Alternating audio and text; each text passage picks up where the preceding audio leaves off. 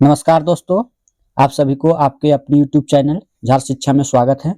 तो चलिए आज हम लोग जेपीएससी जेट एग्जाम 2026 के लिए राजनीति विज्ञान का यूनिट नंबर 10 भारत में शासन और सार्वजनिक नीति के 100 इंपॉर्टेंट क्वेश्चन करते हैं, जो कि आपके एग्जाम के लिए काफ़ी महत्वपूर्ण होगा।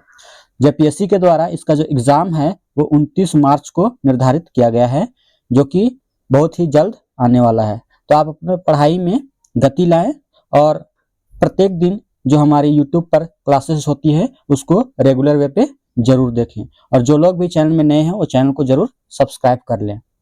चलिए हम लोग स्टार्ट करते हैं। स्टार्ट करने से पहले आप लोग के लिए इन्फॉर्मेशन है, हमारे ऐप झार शिक्षा में जेपीएससी जेट पॉलिटिकल साइंस के लिए कॉस्ट है, जिसका प्राइस जो है अभी 999 है। इसमें आपको 15,000 वन लाइनर क्वेश्चन आंसर मिलेगा, साथ में आपको 10 मॉक टेस्ट ऑनलाइन मिलेगा। वहीं पेपर 1 और पेपर 2 का भी बुकलेट जो है वो आपको अलग से मिल जाएगा। अगर कोर्स लेते हैं तो उसी में ये बुकलेट जो है वो इंक्लूड है। पेपर 2 का सिर्फ ओनली पेपर 2 का उसमें इंक्लूडेड है। पेपर 1 का अभी जो ऑफर प्राइस है ये 249 है, और पेपर 1 का जो है ये 499 है। वहीं अगर सिर्फ ओनली टेस्ट लेना है पॉलिटिकल साइंस का तो आप टेस्ट भी ले सकते हैं, जिसमें से आपको 10 ऑनलाइन मॉक टेस्ट मिलेंगे, वो भी ओनली मात्र 249 पे। तो जिसको भी लेना हो वो ऐप से जाके इनरोल कर सकते हैं। तो चलिए हम लोग स्टार्ट करते हैं आज के पहले प्रश्न से। पहला प्रश्न है, विश्व बैंक ने अपनी किस रिपोर्ट में पहली बार सुशासन यानी गुड गवर्नेंस को परिभाषित किया था? तो अपनी किस रिपोर्ट में गुड गवर्नेंस को परिभाषित किया था? तो 1992 की रिपोर्ट गवर्नेंस एंड डेवलपमेंट में। किसमें? तो गवर्नेंस एंड डेवलपमेंट में सुशासन को परिभाषित किया था। विश्व बैंक ने सुशासन के 4 प्रमुख मानक बताए थे। सार्वजनिक क्षेत्र प्रबंधन, पहला क्या है? सार्वजनिक क्षेत्र प्रबंधन। दूसरा जवाबदेही। तीसरा है विकास के लिए कानूनी ढांचा, और चौथा है सूचना व पारदर्शिता। अगला प्रश्न है, कौटिल्य के अर्थशास्त्र में सुशासन के लिए राजा के कर्तव्यों को किस सिद्धांत के तहत वर्णित किया गया है? तो किस सिद्धांत के तहत वर्णित किया गया है? तो योगक्षेम। किसके सिद्धांत के तहत? तो योगक्षेम यानी कि प्रजा का कल्याण। कौटिल्य ने कहा था प्रजा के सुख में ही राजा का सुख है। क्या है? तो प्रजा के सुख में ही राजा का सुख है। अगला प्रश्न है, शासन का अर्थ है किसी देश के आर्थिक और सामाजिक संसाधनों के प्रबंधन के लिए शक्ति का प्रयोग। क्या है? तो शासन का अर्थ है किसी देश के आर्थिक और सामाजिक संसाधनों के प्रबंधन के लिए शक्ति का प्रयोग। यह परिभाषा किसने दी? यह परिभाषा दी थी किसने? तो विश्व बैंक के द्वारा दी गई थी। यह परिभाषा विकासशील देशों में संरचनात्मक समायोजन कार्यक्रमों के संदर्भ में दी गई थी। किसके संदर्भ में? तो संरचनात्मक समायोजन कार्यक्रमों के संदर्भ में दी गई थी। अगला प्रश्न है, मिनोब्रुक सम्मेलन का संबंध लोक प्रशासन की किस अवधारणा के उदय से है जो सुशासन से भी जुड़ी है? यह नवीन लोक प्रशासन से। किससे? तो नवीन लोक प्रशासन से है। प्रथम मिनोब्रुक सम्मेलन जो हुआ था वह 1968 में हुआ था। कब? तो 1968 में होता है, और यह हर 20 ईयर में होता है, जिसने सामाजिक समता और प्रासंगिकता पर जोर दिया। किस पर? तो सामाजिक समता और प्रासंगिकता पर जोर दिया। अगला प्रश्न है, संयुक्त राष्ट्र विकास कार्यक्रम यानी यूएनडीपी ने सुशासन को कितनी विशेषताओं की पहचान की है? यानी यूएनडीपी ने सुशासन की कितनी विशेषताओं की पहचान की है? तो 9 विशेषताओं की पहचान की। कितनी? तो 9। इसमें भागीदारी, कानून का शासन, पारदर्शिता, अनुक्रियाशीलता, आम सहमति, समानता, प्रभावशीलता, जवाबदेही और रणनीतिक दृष्टि शामिल है। कौन कौन से? तो भागीदारी है, कानून का शासन है, पारदर्शिता है, अनुक्रियाशीलता है, आम सहमति है, समानता है, प्रभावशीलता है, जवाबदेही और रणनीतिक दृष्टि शामिल है। अगला प्रश्न है, नागरिक समाज यानी सिविल सोसाइटी को राज्य और बाजार के बीच का तीसरा क्षेत्र किसने कहा? तो तीसरा क्षेत्र किसने कहा? तो यह अवधारणा जो है यह नव उदारवादी विचारकों और समकालीन राजनीति विज्ञान के प्रचलित है, जैसे लैरी डायमंड ने कहा था। किसने? तो लैरी डायमंड ने। नागरिक समाज में एनजीओ, ट्रेड यूनियन और धार्मिक समूह शामिल हैं। कौन कौन? तो नागरिक एनजीओ जो हैं, ट्रेड यूनियन है और धार्मिक समूह जो इसमें शामिल है, जो स्वैच्छिक आधार पर कार्य करते हैं। किस आधार पर? तो स्वैच्छिक आधार पर इसमें कार्य करते हैं। अगला प्रश्न है न्यूनतम सरकार अधिकतम शासन यानी मिनिमम गवर्नमेंट मैक्सिमम गवर्नेंस का नारा भारत में किस संदर्भ में दिया गया? यह ई गवर्नेंस और प्रशासनिक सुधारों के संदर्भ में दिया। किसके संदर्भ में? तो ई गवर्नेंस और प्रशासनिक सुधारों के संदर्भ में दिया गया और यह वर्तमान एनडीए सरकार द्वारा यह दिया गया।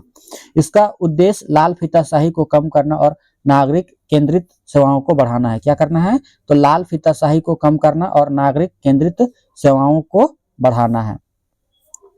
अगला प्रश्न है लोकतंत्र में शासन केवल बहुमत का शासन नहीं है बल्कि यह अल्पसंख्यकों के अधिकारों की सुरक्षा भी है। क्या है? तो लोकतंत्र में शासन केवल बहुमत का शासन नहीं है बल्कि यह अल्पसंख्यकों के अधिकारों की सुरक्षा भी है। यह विचार किस सिद्धांत से जुड़ा है?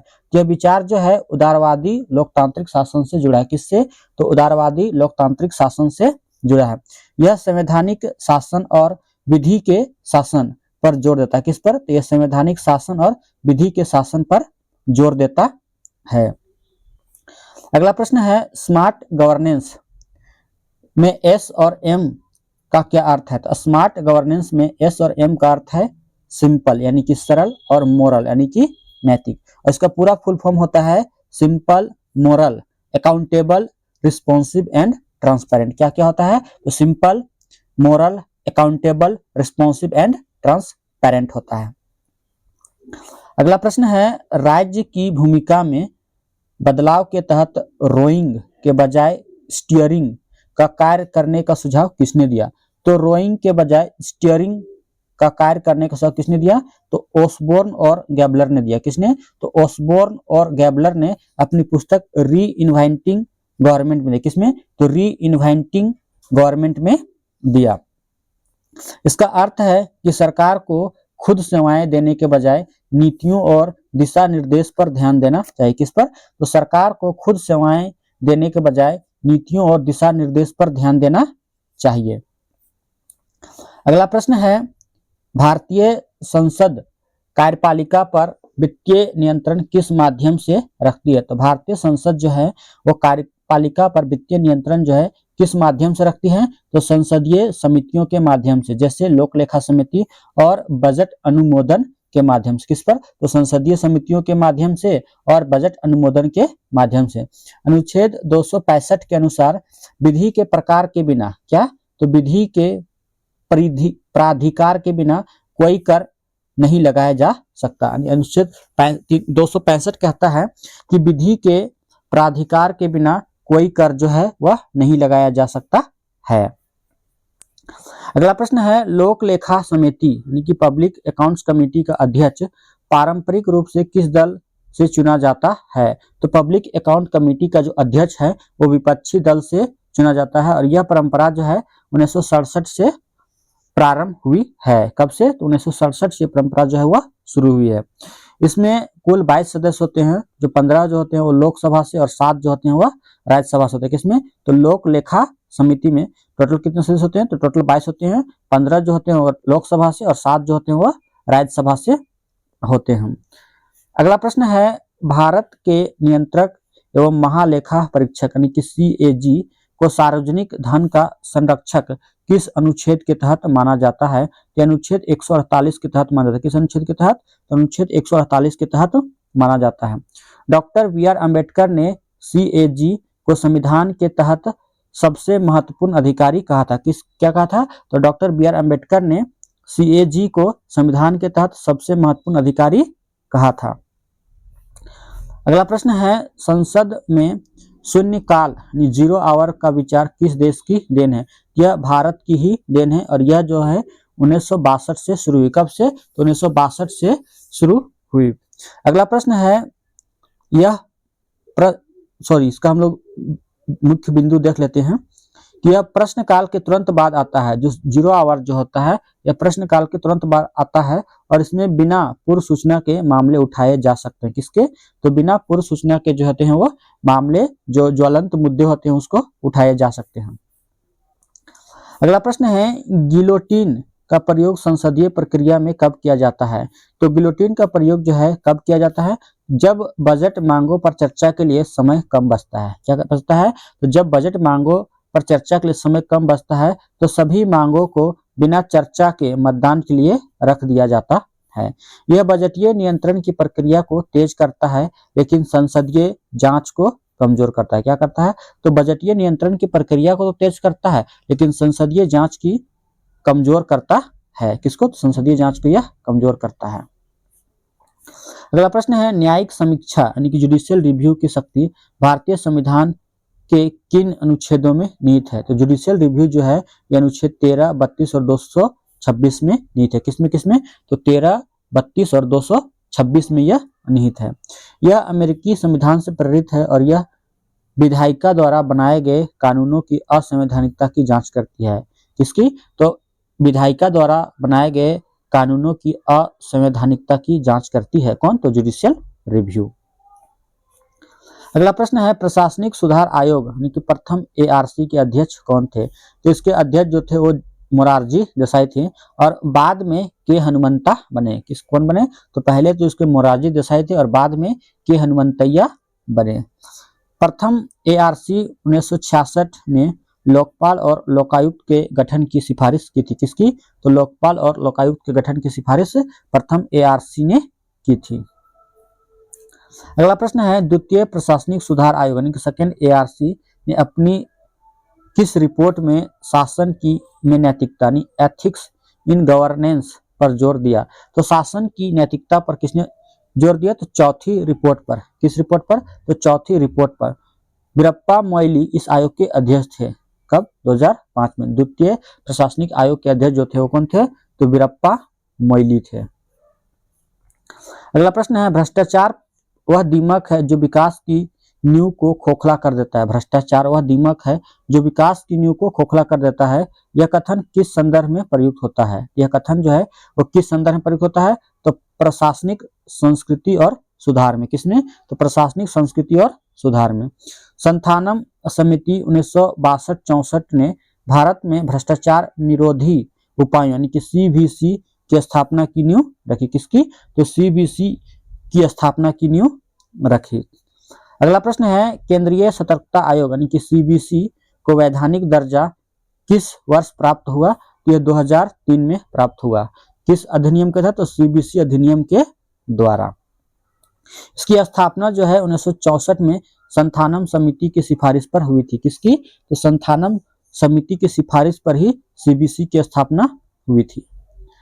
अगला प्रश्न है, प्रशासनिक संस्कृति यानी कि एडमिनिस्ट्रेटिव कल्चर शब्द का प्रयोग सबसे पहले किसने किया था? तो प्रशासनिक संस्कृति शब्द का प्रयोग जो है वो सबसे पहले अबीजिया या तुलनात्मक लोक प्रशासन के विद्वानों द्वारा अक्सर प्रयोग किया जाता है, लेकिन भारत में यह नौकरशाही व्यवहार से जुड़ा है। किससे? तो भारत में यह नौकरशाही व्यवहार से जुड़ा है।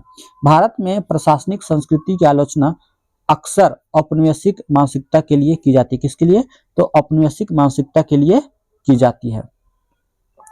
अगला प्रश्न है, प्राक्कलन समिति यानी कि एस्टिमेट्स कमिटी को अस्थायी मितव्ययिता समिति क्यों कहा जाता है? तो अस्थायी मितव्ययिता समिति क्यों कहा जाता है? क्योंकि यह सरकार के खर्चों में कमी लाने और दक्षता बढ़ाने के सुझाव देती है। क्या करती है? तो सरकार के खर्चों में कमी लाने और दक्षता बढ़ाने के सुझाव देती है।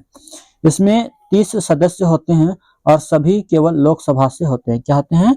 तो प्राक्कलन समिति में 30 सदस्य होते हैं और सभी के सभी जो होते हैं वह लोकसभा से होते हैं। अगला प्रश्न है, न्यायिक सक्रियता का मुख्य साधन भारत में क्या है? तो न्यायिक सक्रियता का मुख्य साधन जो है वो भारत में क्या है? तो जनहित याचिका है। क्या है? तो जनहित याचिका है। PN भागवती और VR कृष्णा अय्यर को भारत में PIL का जनक माना जाता है। किसको किसको? तो PN भागवती और VR कृष्णा अय्यर को भारत में PIL का जनक माना जाता है। अगला प्रश्न है, रूल ऑफ लैप्स का संबंध किससे है? तो रूल ऑफ लैप्स का संबंध जो है ये बजटीय नियंत्रण से। किससे है? यह बजटीय नियंत्रण से है। यदि वित्तीय वर्ष के अंत तक आवंटित धन खर्च नहीं होता है तो वह भारत की संचित निधि में वापस चला जाता है। किसमें? तो भारत की संचित निधि में वह वापस चला जाता है। अगला प्रश्न है, किस अधिनियम ने लोक सेवकों को भ्रष्टाचार के आरोपों से सुरक्षा यानी कि जांच के लिए पूर्व अनुमति प्रदान की थी, जिसे बाद में न्यायालय ने संशोधित किया? तो दिल्ली विशेष पुलिस स्थापना अधिनियम और भ्रष्टाचार निवारण अधिनियम संशोधन 2018 के तहत। किसके तहत? तो दिल्ली विशेष पुलिस स्थापना अधिनियम और भ्रष्टाचार निवारण अधिनियम संशोधन 2018 के तहत। धारा 17A के तहत लोक सेवकों के खिलाफ जांच शुरू करने से पहले सक्षम प्राधिकारी की मंजूरी अनिवार्य कर दी गई। अब हम लोग देखते हैं सुशासन के संस्थागत तंत्र के महत्वपूर्ण प्रश्नों को। तो पहला प्रश्न है, सूचना का अधिकार अधिनियम यानी कि RTI एक्ट 2005 की किस धारा के तहत लोक प्राधिकारी को परिभाषित किया गया है? तो धारा 2H के तहत। किसके तहत? तो धारा 2H के तहत लोक प्राधिकारी को परिभाषित किया गया है। इसमें संविधान द्वारा, संसद द्वारा या सरकार की अधिसूचना द्वारा स्थापित निकाय शामिल है। किसके द्वारा? तो संविधान द्वारा, संसद द्वारा या सरकार की अधिसूचना द्वारा स्थापित निकाय जो है वो शामिल है। अगला प्रश्न है, मजदूर किसान शक्ति संगठन यानी कि MKSS का संबंध किस अधिकार के आंदोलन से है? यह सूचना का अधिकार आंदोलन से। किससे? तो सूचना का अधिकार आंदोलन से है। अरुणा रॉय के नेतृत्व में राजस्थान में यह आंदोलन शुरू हुआ था। मजदूर किसान शक्ति संगठन जो है यह अरुणा रॉय के नेतृत्व में राजस्थान में यह आंदोलन शुरू हुआ था। केंद्रीय सूचना आयुक्त CIC में मुख्य सूचना आयुक्त के अलावा अधिकतम कितने सूचना आयुक्त हो सकते हैं? कितने? तो 10 हो सकते हैं। कितने? तो 10 हो सकते हैं। अगला प्रश्न है, इनकी नियुक्ति राष्ट्रपति एक समिति की सिफारिश पर करता है जिसमें PM, विपक्ष का नेता और एक कैबिनेट मंत्री होते हैं। कौन कौन होते हैं? तो CIC की नियुक्ति में PM, विपक्ष का नेता और एक कैबिनेट मंत्री होते हैं। अगला प्रश्न है, उपभोक्ता संरक्षण अधिनियम 2019 ने किस पुराने अधिनियम का स्थान लिया? तो किस पुराने अधिनियम का स्थान लिया? तो उपभोक्ता संरक्षण अधिनियम 1968 का। किसका? तो उपभोक्ता संरक्षण अधिनियम 1968 का यह स्थान लिया। नए अधिनियम में केंद्रीय उपभोक्ता संरक्षण प्राधिकरण CCPA और ई-कॉमर्स को शामिल किया गया है। अगला प्रश्न है, सिटीजन चार्टर का विचार सबसे पहले किस देश में लागू किया गया? तो सिटीजन चार्टर का विचार है सबसे पहले यूनाइटेड किंगडम में लागू किया गया 1991 में जॉन मेजर की सरकार द्वारा। भारत में से 1997 में मुख्यमंत्रियों के सम्मेलन में अपनाया गया। कब? तो 1997 में मुख्यमंत्रियों के सम्मेलन में अपनाया गया। कौन सा? तो सिटीजन चार्टर। अगला प्रश्न है, सर्वोत्तम मॉडल का संबंध किससे है? तो सर्वोत्तम मॉडल का जो संबंध है वो किससे है? तो सार्वजनिक सेवा वितरण, शिकायत निवारण की गुणवत्ता सुधारने से। किससे? तो सार्वजनिक सेवा वितरण और शिकायत निवारण की गुणवत्ता सुधारने से है। इसके 3 घटक हैं, सिटीजन चार्टर, लोक शिकायत निवारण और सेवा वितरण क्षमता। कौन कौन? तो सिटीजन चार्टर, लोक शिकायत निवारण और सेवा वितरण क्षमता। अगला प्रश्न है, लोकपाल और लोकायुक्त अधिनियम 2013 के तहत लोकपाल संस्था में अध्यक्ष सहित कुल कितने सदस्य हो सकते हैं? तो लोकपाल सहित संस्था में अध्यक्ष सहित कुल कितने सदस्य हो सकते हैं? तो 1 अध्यक्ष प्लस 8 अधिकतम सदस्य हो सकते हैं, यानी टोटल 9 हो सकते हैं।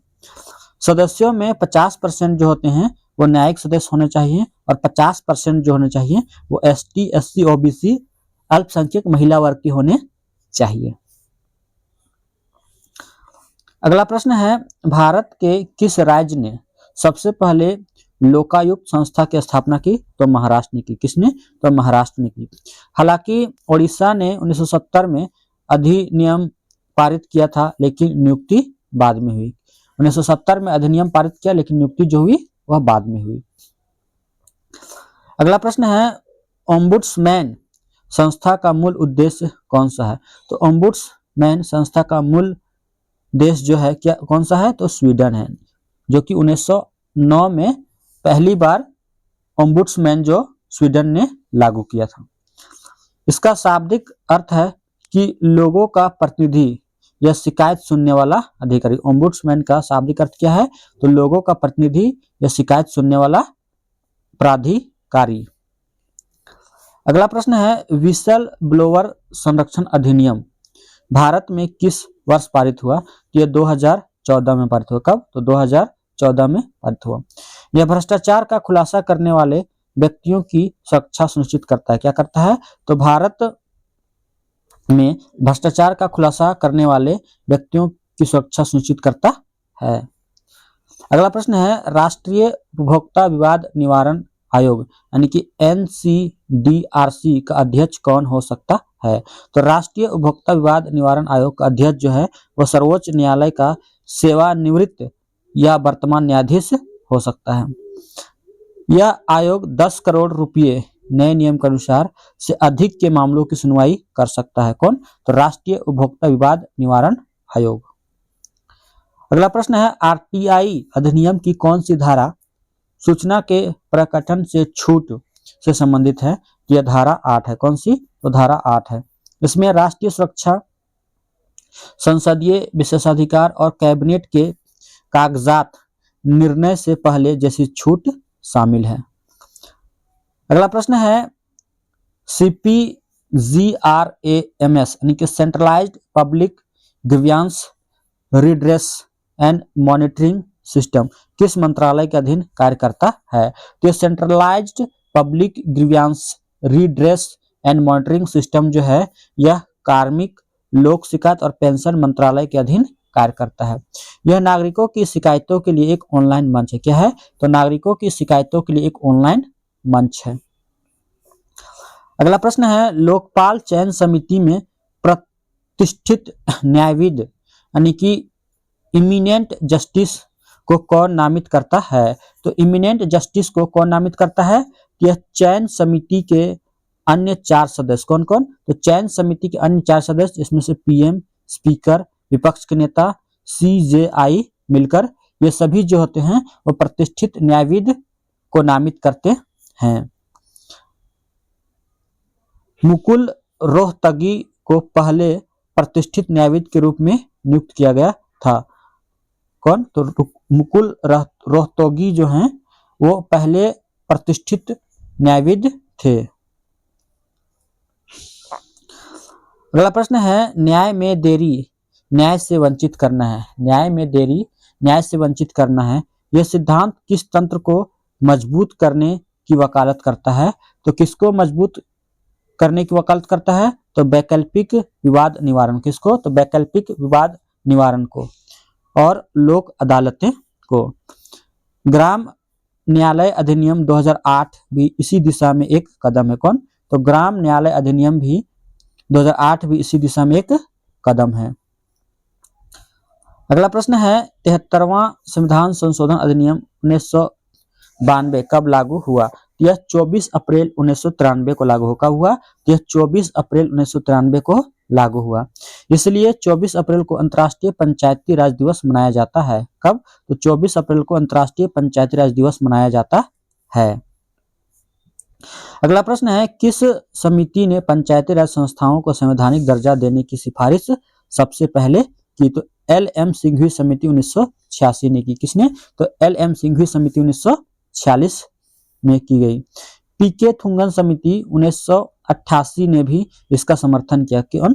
तो PK थुंगन समिति 1988 ने भी पंचायती राज संस्थाओं के संवैधानिक दर्जा देने का समर्थन किया। अगला प्रश्न है भारतीय संविधान की 11वीं अनुसूची में पंचायतों के लिए कितने विषय निकायों को सूचीबद्ध किया गया है? तो 29 विषय को सूचीबद्ध किया गया है। यह अनुच्छेद 243G से संबंधित है। किससे? अनुच्छेद 243G से संबंधित है। अगला प्रश्न है लोकतांत्रिक विकेंद्रीकरण यानी कि डेमोक्रेटिक डिसेंट्रलाइजेशन शब्द का प्रयोग भारत में किस समिति की रिपोर्ट में किया गया? यह बलवंत राय मेहता समिति की रिपोर्ट में 1957 में किया गया। कब? तो बलवंत राय मेहता समिति की सिफारिश पर 1957 में किया गया।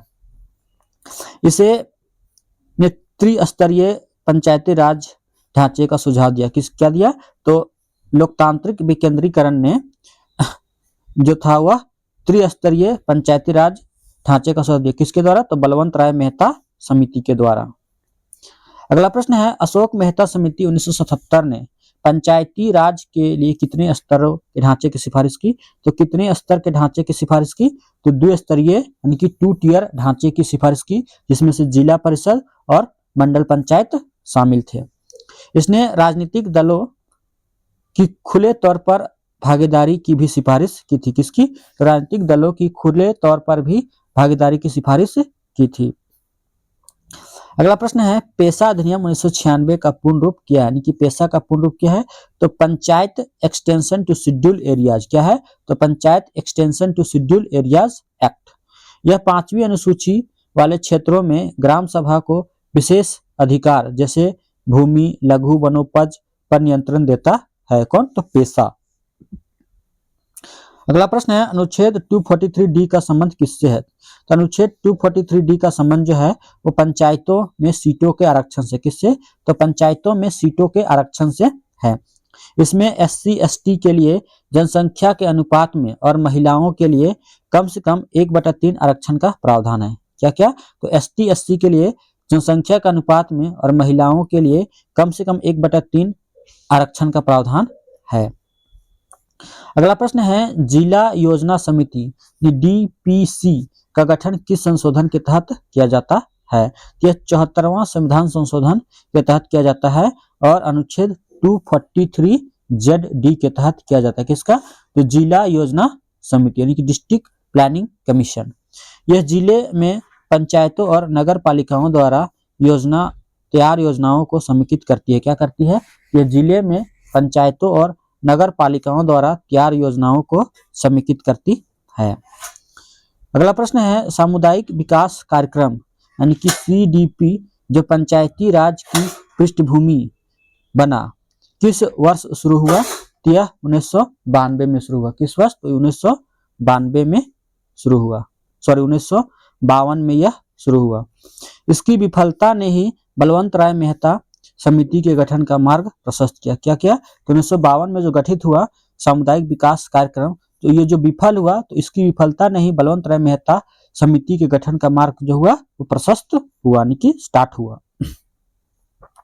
अगला प्रश्न है, ग्राम सभा को परिभाषित करने वाला अनुच्छेद कौन सा है? तो अनुच्छेद 243A जो है वो ग्राम सभा को परिभाषित करता है। ग्राम सभा में गांव की मतदाता सूची में पंजीकृत सभी व्यक्ति जो होते हैं वह शामिल होते हैं। कौन कौन? तो ग्राम सभा में मतदाता सूची में पंजीकृत जितने भी सदस्य होते हैं वो सभी शामिल होते हैं। अगला प्रश्न है, नगर पालिकाओं यानी कि म्युनिसिपैलिटीज के लिए 12वीं अनुसूची में कितने विषय शामिल है? तो म्युनिसिपैलिटी के लिए टोटल 18 विषय जो है वह शामिल है और यह अनुच्छेद 243W से संबंधित है। किससे? तो अनुच्छेद 243W से संबंधित है। अगला प्रश्न है, पश्चिम बंगाल में पंचायती राज में कितने स्तर हैं? तो पश्चिम बंगाल में 3 स्तर हैं, लेकिन वहां ग्राम संसद ग्राम सभा की अनूठी व्यवस्था भी रही है। क्या रही है? तो ग्राम संसद और ग्राम सभा की अनूठी व्यवस्था भी रही है। पश्चिम बंगाल ने 73वें संविधान संशोधन से पहले ही पंचायती राज को प्रभावी ढंग से लागू किया था। कब? तो 73वें संविधान संशोधन से बहुत पहले ही पंचायती राज को प्रभावी ढंग से लागू किया था। कौन? तो पश्चिम बंगाल। अगला प्रश्न है, किस राज्य में पंचायती राज संस्थाएं नहीं है? तो नागालैंड, मेघालय और मिजोरम में पंचायती राज संस्थाएं जो नहीं है। यहाँ जनजातीय परिषदें कार्य करती है। कौन? तो इसकी जगह जनजातीय परिषदें जो होती हैं वह कार्य करती हैं और यह संविधान का भाग 9 यहाँ लागू नहीं होता कुछ अपवादों के साथ। अगला प्रश्न है, राज्य वित्त आयोग का गठन कौन करता है? तो राज्य का राज्यपाल करता है हर 5 साल पर। अनुच्छेद 243I पंचायतों के लिए और 243Y नगर पालिकाओं के लिए। इसके तहत राज्य वित्त आयोग का गठन कौन करता है? तो राज्य का राज्यपाल करता है। सबकी योजना सबका विकास अभियान किससे संबंधित है? तो सबकी योजना सबका विकास अभियोजना जो है यह ग्राम पंचायत विकास योजना GPDP तैयार करने से संबंधित है। इसका उद्देश्य पंचायतों में सहभागी योजना निर्माण को बढ़ावा देता है। क्या देता है? तो पंचायतों में सहभागी योजना निर्माण को बढ़ावा देता है। अगला प्रश्न है नीति आयोग की स्थापना कब हुई? तो नीति आयोग की स्थापना जो हुई वो 1 जनवरी 2015 को हुई। इसने योजना आयोग का स्थान लिया और यह सहकारी संघवाद पर आधारित है। किस पर? तो सहकारी संघवाद पर आधारित है। कौन? तो नीति आयोग। अगला प्रश्न है बॉम्बे प्लान 1944 किसके द्वारा तैयार किया गया था? तो बॉम्बे प्लान जो है यह 8 प्रमुख उद्योगपतियों जैसे JRD टाटा, GD बिरला द्वारा यह तैयार किया गया था। यह भारत के आर्थिक विकास के लिए एक 15 वर्षीय योजना थी। कौन थी? तो यह भारत के आर्थिक विकास के लिए एक 15 वर्षीय योजना थी। अगला प्रश्न है नीचे से ऊपर की योजना यानी कि बॉटम अप प्लानिंग का प्रमुख तंत्र भारत में क्या है? तो प्रमुख तंत्र भारत में विकेंद्रीकृत योजना यानी कि डिसेंट्रलाइज्ड प्लानिंग है। 73वें और 74वें संशोधन ने इसे जिला योजना समितियों यानी कि DPC के माध्यम से संवैधानिक रूप दिया। क्या दिया? तो 73वें और 74वें संविधान संशोधन ने इसे जिला योजना समितियों यानी DPC के माध्यम से संवैधानिक रूप दिया। अगला प्रश्न है सतत विकास लक्ष्य ने SDGs को किस वर्ष तक प्राप्त करने का लक्ष्य रखा गया? तो 2030 तक रखा गया। कब तक? तो 2030 तक। और कुल कितने SDGs हैं? तो कुल 17 SDGs हैं। इसमें 17 SDGs और 169 उद्देश्य शामिल हैं जिसे एजेंडा 2030 भी कहा जाता है। अगला प्रश्न है नीति आयोग के पदेन अध्यक्ष एक्स ऑफिशियो मेंबर कौन होते हैं? तो केंद्रीय मंत्रिपरिषद के अधिकतम 4 सदस्य जिसमें प्रधानमंत्री नामित होता है और ये एक्स ऑफिशियो हेड होता है। प्रधानमंत्री जो होते हैं इसके पदेन अध्यक्ष होते हैं यानी कि ये प्रथम मतलब पदेन अध्यक्ष होते हैं। कौन? तो प्रधानमंत्री। अगला प्रश्न है ई गवर्नेंस के किस मॉडल को G2C कहा जाता है? तो नागरिक से मतलब सरकार से नागरिक यानी गवर्नमेंट टू सिटीजन को G2C मॉडल कहा जाता है। किसको? तो सरकार से नागरिक को। जैसे ऑनलाइन बिल भुगतान, भूमि रिकॉर्ड यानी कि भूमि परियोजना, ये सब किस मॉडल पर आधारित है? तो गवर्नमेंट टू सिटीजन। अगला प्रश्न है डिजिटल इंडिया कार्यक्रम किस वर्ष लॉन्च किया गया? तो 2015 में लॉन्च किया गया। इसका उद्देश्य भारत को डिजिटल रूप से सशक्त समाज और ज्ञान अर्थव्यवस्था में बदलना है। क्या है? तो इसका उद्देश्य जो है भारत को डिजिटल रूप से सशक्त समाज और ज्ञान अर्थव्यवस्था में बदल। अगला प्रश्न है भूमि परियोजना किस राज्य की ई गवर्नेंस पहल है? तो भूमि परियोजना है यह कर्नाटक की पहल है। यह भूमि रिकॉर्ड के डिजिटलीकरण से संबंधित है। किससे? यह भूमि रिकॉर्ड के डिजिटलीकरण से संबंधित है। अगला प्रश्न है सहभागी विकास यानी पार्टिसिपेटरी डेवलपमेंट का मुख्य आलोचक कौन था जिसने इसे नया अत्याचार यानी कि द न्यू ट्राइनी कहा? तो यह बिल कुक और उमा कोठारी का। किसका? तो बिल कुक और उमा कोठारी का। उनका तर्क था कि अक्सर भागीदारी के नाम पर स्थानीय शक्ति संरचनाओं को ही मजबूत कर दिया जाता है। यानी कि सहभागी विकास के मुख्य आलोचक जो थे वो कौन था? तो बिल कुक और उमा कोठारी। अगला प्रश्न है नीति आयोग द्वारा जारी एस्पायरेशनल डिस्ट्रिक्ट्स प्रोग्राम का उद्देश्य क्या है? तो एस्पायरेशनल डिस्ट्रिक्ट प्रोग्राम का उद्देश्य है भारत के सबसे कम विकसित जिलों में तेजी से बदलाव लाना। यह 3C अप्रोच पर आधारित है, दैट इज कन्वर्जेंस यानी कि अभिसरण, कोलैबोरेशन सहयोग और कंपटीशन यानी कि प्रतिस्पर्धा। किस पर?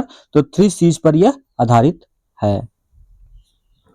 अगला प्रश्न है सर्वोदय योजना 1950 का मसौदा किसने तैयार किया था? तो यह जयप्रकाश नारायण के द्वारा तैयार किया गया था। यह गांधीवादी योजना और विनोबा भावे के विचारों से प्रेरित थी। अगला प्रश्न है राष्ट्रीय ई गवर्नेंस या राष्ट्रीय ई शासन योजना के तहत मिशन मोड प्रोजेक्ट्स MMP की अवधारणा क्या है? तो वे परियोजनाएं जो बैंकिंग, भूमि रिकॉर्ड या करों जैसे उच्च प्राथमिकता वाले क्षेत्रों पर केंद्रित हैं। वर्तमान में 31 प्लस MMPs हैं। क्या हैं? तो वर्तमान में 31 प्लस MMPs हैं। अगला प्रश्न है सतत विकास सस्टेनेबल डेवलपमेंट शब्द को लोकप्रिय बनाने वाली रिपोर्ट कौन सी है? तो ब्रंटलैंड रिपोर्ट है। कौन है? तो ब्रंटलैंड रिपोर्ट 1987 है, जो कि आवर कॉमन फ्यूचर के साथ यह प्रकाशित हुई थी। ऐसा विकास जो भविष्य की पीढ़ियों की आवश्यकताओं को पूरा करने की क्षमता से समझौता किए बिना आवश्यक वर्तमान की जरूरतों को पूरा करता है, उसको क्या बोलते हैं? उसको सतत विकास बोलते हैं। और ये आवर कॉमन फ्यूचर में ही पब्लिश हुआ था। अगला प्रश्न है ज्ञानदूत परियोजना किस राज्य से संबंधित है? तो ज्ञानदूत परियोजना जो है ये मध्य प्रदेश के धार जिले से संबंधित है।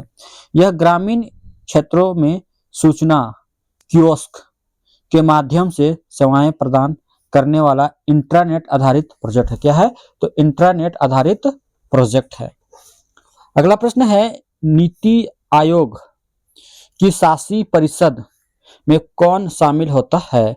तो नीति आयोग के शासी परिषद में सभी राज्यों के मुख्यमंत्री, केंद्र शासित प्रदेशों के उप राज्यपाल शामिल होते हैं। कौन कौन? तो सभी राज्यों के मुख्यमंत्री और केंद्र शासित प्रदेशों के उप राज्यपाल जो होते हैं वो शामिल होते हैं। यह सहकारी संघवाद का प्रमुख मंच है। किसका? तो सहकारी संघवाद का जो है यह प्रमुख मंच है।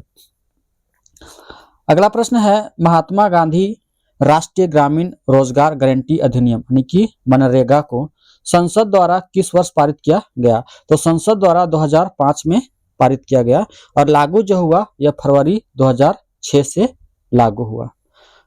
काम के अधिकार, यह जो है वो काम के अधिकार राइट टू वर्क की कानूनी गारंटी देता है। प्रति परिवार प्रति वर्ष 100 दिन रोजगार की गारंटी जो होता है वह मनरेगा के तहत दिया जाता है। अगला प्रश्न है शिक्षा का अधिकार अधिनियम यानी कि RTE एक्ट 2009 किस आयु वर्ग के बच्चों के लिए मुफ्त और अनिवार्य शिक्षा सुनिश्चित करता है? तो यह 6 से 14 वर्ष के बच्चों के लिए मुफ्त और अनिवार्य शिक्षा सुनिश्चित करता है। यह 1 अप्रैल 2010 से प्रभावी हुआ और अनुच्छेद 21A पर आधारित है। किस पर? तो अनुच्छेद 21A पर आधारित है।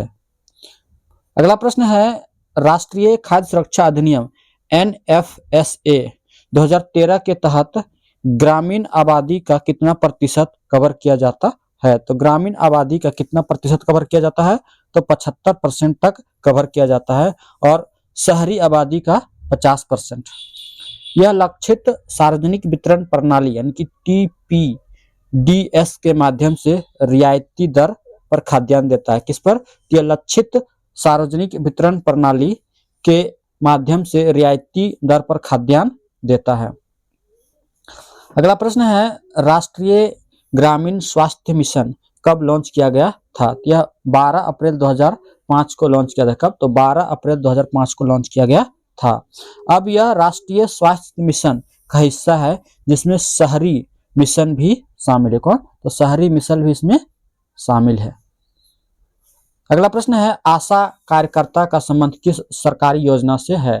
तो राष्ट्रीय स्वास्थ्य मिशन से। किससे? तो राष्ट्रीय स्वास्थ्य मिशन से है। और आशा का फुल फॉर्म होता है एक्रीडेटेड सोशल हेल्थ एक्टिविस्ट। क्या होता है? तो एक्रीडेटेड सोशल हेल्थ एक्टिविस्ट यानी कि मान्यता प्राप्त सामाजिक स्वास्थ्य कार्यकर्ता। अगला प्रश्न है प्रधानमंत्री आवास योजना ग्रामीण का लक्ष्य किस वर्ष तक सभी के लिए आवास प्रदान करना था, जिसे अब बढ़ाया गया है? तो मूल लक्ष्य जो था वो 2022 था, लेकिन अब इसे 2024 तक विस्तारित किया गया था। अगला, इसने इंदिरा आवास योजना यानी कि स्थान लिया। कौन? तो प्रधानमंत्री आवास योजना जो था वह इंदिरा आवास योजना का स्थान लिया था? अगला प्रश्न है अंत्योदय अन्न योजना का लक्ष्य समूह कौन सा है? तो अंत्योदय अन्न योजना का लक्ष्य समूह गरीबों में सबसे गरीब क्या है? तो गरीबों में सबसे गरीब है और इसकी शुरुआत जो हुई थी वो 2000 में हुई थी। कब? तो 2000 में हुई थी। अगला प्रश्न है भारत की राष्ट्रीय स्वास्थ्य नीति नेशनल हेल्थ पॉलिसी 2017 का लक्ष्य स्वास्थ्य पर सार्वजनिक व्यय को जीडीपी के कितने प्रतिशत तक बढ़ाना है? तो 2.5% तक बढ़ाना है। 2025 तक इसको था। यह निवारक और प्रोत्साहक स्वास्थ्य देखभाल पर केंद्रित है। किस पर? तो निवारक और प्रोत्साहन स्वास्थ्य देखभाल पर केंद्रित है। अगला प्रश्न है लोक नीति के निर्माण में इंक्रीमेंटल मॉडल किसने दिया? तो इंक्रीमेंटल मॉडल जो है ये चार्ल्स लिंड ब्लॉम के द्वारा दिया। किसके द्वारा? चार्ल्स लिंड ब्लॉम के द्वारा दिया गया। इसे मडिंग थ्रू भी कहा जाता है। क्या कहा जाता है? इसे मडिंग थ्रू भी कहा जाता है, जिसमें मौजूदा नीतियों में छोटे बदलाव किए जाते हैं। क्या किए जाते हैं? तो मौजूदा नीतियों में छोटे बदलाव किए जाते हैं। बेटी बचाओ बेटी पढ़ाओ योजना का मुख्य नोडल मंत्रालय कौन सा है? तो बेटी बचाओ बेटी पढ़ाओ योजना का मुख्य नोडल मंत्रालय कौन सा है? तो महिला एवं बाल विकास मंत्रालय। कौन है? तो महिला एवं बाल विकास मंत्रालय। स्वास्थ्य मंत्रालय और मानव संसाधन विकास मंत्रालय का संयुक्त प्रयास है, जिसको मानव संसाधन विकास मंत्रालय को अब शिक्षा मंत्रालय भी का मतलब उसको शिक्षा मंत्रालय में बदल दिया गया है। यह गिरते बाल लिंगानुपात को संबोधित करने के लिए 2015 में शुरू की गई थी। अगला प्रश्न है आयुष्मान भारत प्रधानमंत्री जन आरोग्य योजना के तहत प्रति परिवार कितना स्वास्थ्य बीमा कवर प्रदान किया जाता है? तो 5 लाख रुपये प्रति वर्ष। यह दुनिया की सबसे बड़ी सरकार द्वारा वित्त पोषित स्वास्थ्य सेवा योजना है। अगला प्रश्न है जल जीवन मिशन का लक्ष्य किस वर्ष तक हर ग्रामीण घर में नल से जल पहुंचाना था? तो यह 2024 तक था। इसका आंसर होगा था। तो 2024 तक था। इसे हर घर जल के नाम से भी जाना जाता है। किस नाम से? तो हर घर जल के नाम से भी जाना जाता है। अगला प्रश्न है मनरेगा के तहत मजदूरी का भुगतान केंद्र और राज्य के बीच किस अनुपात में साझा किया जाता है? क्या अकुशल श्रम के लिए 100% केंद्र द्वारा, वहीं सामग्री लागत 57:27 के अनुपात में साझा किया जाता है। यदि 15 दिनों के भीतर काम नहीं दिया जाता तो बेरोजगारी भत्ता देने राज्य की जिम्मेदारी। किसकी? तो राज्य की जिम्मेदारी है कि व्यक्ति को बेरोजगारी भत्ता दिया जाए। अगला प्रश्न है आरटीई एक्ट की धारा 12(1)(c) क्या अनिवार्य करती है?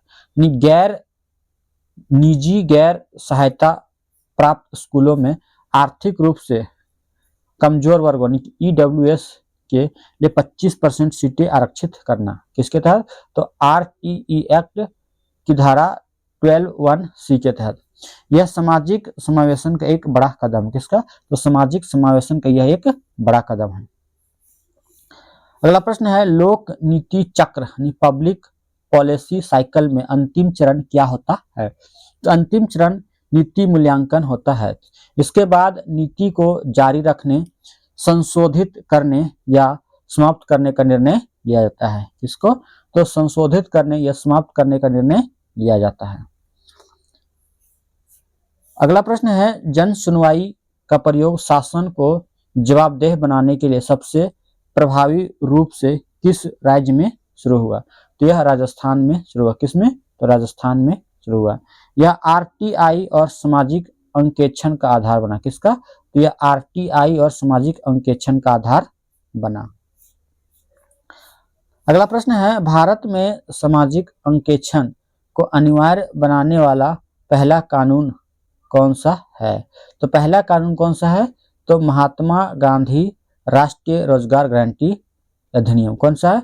तो महात्मा गांधी राष्ट्रीय ग्रामीण रोजगार गारंटी अधिनियम 2005 है। धारा 17 के तहत ग्राम सभा द्वारा कार्यों का सामाजिक आकांक्षण अनिवार्य है। अगला प्रश्न है, भारत का मेघालय पहला राज्य क्यों बना? मतलब मेघालय जो है वो भारत का पहला राज्य क्यों बना सामाजिक आकांक्षण के संदर्भ में? क्योंकि इसने मेघालय सामुदायिक भागीदारी और सार्वजनिक सेवा सामाजिक आकांक्षण अधिनियम 2017 पारित किया। क्या किया? तो मेघालय सामुदायिक भागीदारी और सार्वजनिक सेवा सामाजिक आकांक्षण अधिनियम 2017 पारित किया। यह सरकारी योजनाओं का अनिवार्य सामाजिक आकांक्षण लागू करने वाला पहला राज्य बना। अगला प्रश्न है, CAG की रिपोर्ट किस प्रकार के नियंत्रण का उदाहरण है? तो किस प्रकार के रिपोर्ट का मतलब नियंत्रण का उदाहरण है? यह कार्योत्तर नियंत्रण का उदाहरण यानी कि पोस्ट फैक्टो कंट्रोल का यह एग्जाम्पल है। यह व्यय होने के बाद की जांच है, न कि प्रक्रिया के दौरान। कौन सा? तो CAG की रिपोर्ट। बजट परिणाम बजट यानी कि आउटकम बजट भारत में पहली बार किस वर्ष पेश किया गया? तो 2005-6 में यह पेश किया गया। कब? तो 2005-6 में। यह केवल वित्तीय परिव्यय यानी कि आउटले के बजाय भौतिक परिणामों को मापता है। किसको? यह वित्तीय परिव्यय के बजाय भौतिक परिणामों को मापता है। अगला प्रश्न है, लोक नीति के मूल्यांकन में लागत लाभ विश्लेषण क्या मापता है? तो लोक नीति के मूल्यांकन में लागत लाभ विश्लेषण जो है यह किसी नीति की आर्थिक दक्षता को मापता है। किसको? किसी नीति की आर्थिक दक्षता को मापता है कि क्या लाभ लागत से अधिक है। अगला प्रश्न है, प्रोग्राम इवैल्यूएशन ऑर्गेनाइजेशन किस संस्था से जुड़ा था? यह योजना आयोग से जुड़ा था। अब नीति आयोग के तहत विकास निगरानी और मूल्य कार्यालय DMEO में विलय। किसका? तो PEO का जो है अब विकास निगरानी और मूल्य कार्यालय में विलय हो गया है। इसका कार्य केंद्रीय योजनाओं के प्रभाव का आकलन करना था। किसका? यह केंद्रीय योजनाओं के प्रभाव का आकलन करना था। अगला प्रश्न है, सामाजिक आकांक्षण यानी सोशल ऑडिट और वित्तीय आकांक्षण यानी कि फाइनेंशियल ऑडिट में मुख्य अंतर क्या है? जैसे मुख्य अंतर है वित्तीय आकांक्षण दस्तावेजों और खातों की जांच है। वित्तीय आकांक्षण जो है वो दस्तावेजों और खातों की जांच है, जबकि सामाजिक आकांक्षण जमीनी हकीकत और लाभार्थियों की संतुष्टि की जांच है। सामाजिक आकांक्षण में ग्राम सभा की केंद्रीय भूमिका होती है। किसकी? तो सामाजिक आकांक्षण में ग्राम सभा की जो होती है वो महत्वपूर्ण भूमिका होती है। जीरो बेस बजटिंग का जनक किसे माना जाता है? जिसे पीटर पाइहर को माना जाता है। किसे? तो पीटर पाइहर को जीरो बेस बजटिंग का जनक माना जाता है। इसमें हर नए बजट में सभी खर्चों को शून्य से शुरू करके उचित ठहराना होता है। क्या होता है? तो सभी खर्चों को शून्य से शुरू करके उचित ठहराना होता है। अगला प्रश्न है, सिटीजन रिपोर्ट कार्ड की अवधारणा भारत में सबसे पहले किस शहर में प्रयोग की गई? तो सबसे पहले यह बेंगलोर में प्रयोग की गई पब्लिक अफेयर्स सेंटर द्वारा। अगला प्रश्न है, यह सार्वजनिक सेवाओं पर नागरिकों की प्रतिक्रिया एकत्र करने का एक उपकरण है। क्या है? तो सार्वजनिक सेवाओं पर नागरिकों की प्रतिक्रिया एकत्र करने का एक उपकरण है। अगला प्रश्न है, लोक नीति के कार्यान्वयन में स्ट्रीट लेवल ब्यूरोक्रेसी, कौन सा? स्ट्रीट लेवल ब्यूरोक्रेसी की अवधारणा किसने दी? यह अवधारणा माइकल लिप्स्की ने दी। किसने? तो माइकल लिप्स्की ने दी। इसमें शिक्षक, पुलिस अधिकारी और सामाजिक कार्यकर्ता शामिल है। कौन कौन? तो शिक्षक, पुलिस अधिकारी और सामाजिक कार्यकर्ता शामिल हैं, जो जनता से सीधे जुड़ते हैं और नीति को वास्तविक रूप देते हैं। किसको? तो नीति को वास्तविक रूप देते हैं। अगला प्रश्न है, सूर्यास्त विधान का संबंध नीति मूल्यांकन के किस पहलू से है? तो सूर्यास्त विधान का संबंध जो है एक निश्चित तिथि के बाद कानून या एजेंसी के स्वतः समाप्त होने से है। किससे? एक निश्चित तिथि के बाद कानून या एजेंसी के स्वतः समाप्त होने से है, जब तक कि उसे नवीनीकृत न किया जाए। इसी को बोलते हैं सूर्यास्त विधान। यह अनावश्यक कानूनों को हटाने और समयबद्ध समीक्षा सुनिश्चित करने के लिए है। अगला प्रश्न है जेंडर बजटिंग भारत के केंद्रीय बजट में औपचारिक रूप से कब पारित किया गया? यह 2005-6 में पारित किया। कौन सा? तो जेंडर बजटिंग जो है वो 2005-6 में पारित किया गया। यह अलग बजट नहीं है बल्कि बजट का विश्लेषण इस आधार पर है कि उसका महिलाओं पर क्या प्रभाव पड़ता है। अगला प्रश्न है निष्पादन बजट यानी कि परफॉर्मेंस बजटिंग सबसे पहले किस आयोग की सिफारिश पर भारत में अपनाया गया? यह प्रथम प्रशासनिक सुधार आयोग के तहत भारत में अपनाया गया। यह कार्यों और उद्देश्यों के आधार पर बजट आवंटित करता है। किस पर? तो कार्यों और उद्देश्यों के आधार पर बजट आवंटित करता है। अगला प्रश्न है नीति आयोग का कौन सा सूचकांक राज्यों के स्वास्थ्य प्रदर्शन को ट्रैक करता है? तो कौन सा करता है? तो राज्य स्वास्थ्य सूचकांक जो है वह ट्रैक करता है। इसे स्वास्थ्य और परिवार कल्याण मंत्रालय और विश्व बैंक के आयोग सहयोग से विकसित किया गया है। किसके? तो राज्य स्वास्थ्य सूचकांक जो है स्वास्थ्य एवं परिवार कल्याण मंत्रालय और विश्व बैंक के सहयोग से विकसित किया गया है। दोस्तों, आप लोग के लिए झार शिक्षा के द्वारा पॉलिटिकल साइंस पेपर 2 के लिए मॉक टेस्ट वहीं फुल कोर्स जिसमें से आपको रिकॉर्डेड वीडियो प्लस इसके साथ में आपका हिंदी और इंग्लिश में पॉलिटिकल साइंस बुकलेट का पीडीएफ और 10 फुल लेंथ मॉक टेस्ट मिलेगा। वहीं अगर पेपर 1 और पेपर 2 का अलग अलग बुकलेट अगर आप लोग को चाहिए तो भी आपको अफोर्डेबल प्राइस पर मिल जाएगा। आप हमारे नंबर 8271113645 पर कॉल कर सकते हैं। वीडियो अच्छी लगी तो वीडियो आप लोग को लाइक कीजिएगा, शेयर कीजिएगा और अपने दोस्तों के साथ इसे जरूर साझा कीजिएगा जो भी पढ़ने वाले हों। वीडियो देखने के लिए आप सभी को धन्यवाद। जय हिंद, जय भारत, जय झारखंड, जय जोहार।